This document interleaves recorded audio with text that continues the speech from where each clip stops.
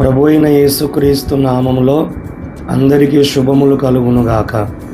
ఆదికాండం 16వ అధ్యాయం 13వ వాక్యంలో రాయబడిన మాట, చూచుచున్న దేవుడవు నీవే.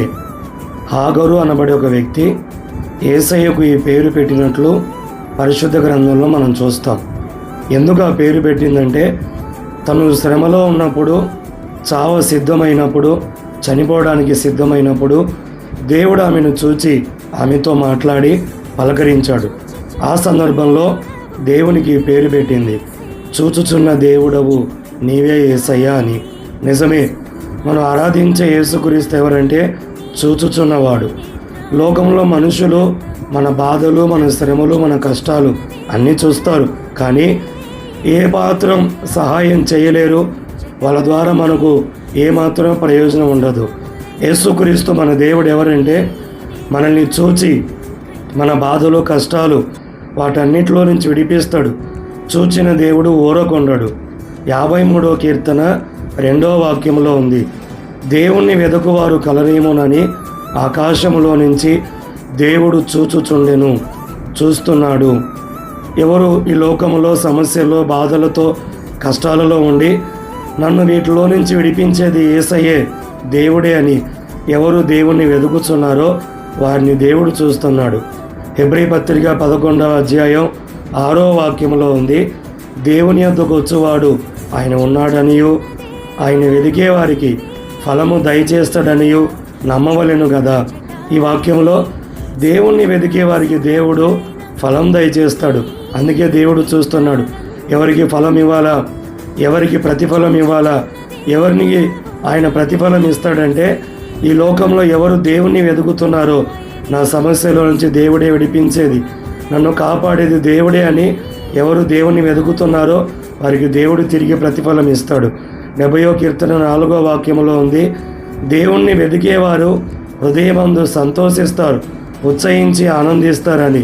నిజమే, దేవుణ్ణి ఎవరు వెతుకుతారో వారికి దేవుడు సమస్యల్లో నుంచి విడిపించి ఆశీర్వదించి కాపాడుతాడు గనుక వాళ్ళు సంతోషించి ఉత్సహిస్తారు. అందుకే దేవుడు పరలోకంలో నుంచి ఎవరిని చూస్తున్నాడంటే, ఆయన్ని వెతికేవారిని చూస్తున్నాడు. ఆయన వెతికేవారిని ఆయన చూసి కాపాడి ప్రతిఫలం ఇచ్చునుగాక. మార్కు సువార్త 6వ అధ్యాయం 48వ వాక్యంలో ఉంది, యేసు ప్రభు శిష్యులు పడవలో సముద్రంలో ప్రయాణం చేస్తున్నప్పుడు గాలి ఎదురైంది, తుఫాను ఎదురైంది. ఇక కష్టపడుతూ పడవను తోలుతున్నారు. వాళ్ళ జీవితం ఇంకా రోజు కడతీర్చబడుతుందన్న ఆలోచన, ఆశలు లేవు.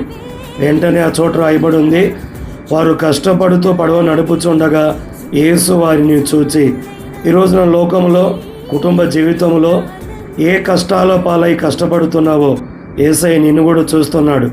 ఆ రోజు యేసయ్య వారిని చూచి కష్టపడుతున్న వారికి సహాయం చేసి సముద్రంలో చెలరేగిన తుఫానును అణిచివేసి వారిని అద్దరికి చేర్చినట్లు లేఖనంలో, పరిశుద్ధ గ్రంథంలో మనం చూస్తాం.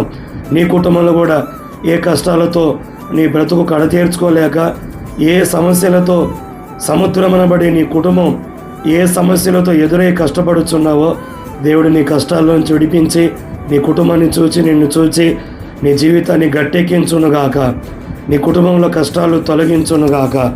యోహాను సువార్త 5వ అధ్యాయం 5వ వాక్యంలో ఉంది, 38 సంవత్సరాల నుంచి రోగంతో బాధపడుతున్న ఒక వ్యక్తి బెతెస్దా అనబడే కోనేటి దగ్గర పడి ఉంటే యేసయ్య చూచి ఊరకున్నాడా? లేదు. అతని రోగములో నుంచి అతన్ని విడిపించి తన పరుపు తాను ఎత్తుకొని నడిచేటట్లుగా దేవుడు అతన్ని స్వస్థపరిచినట్లు లేఖనంలో చూస్తున్నాం.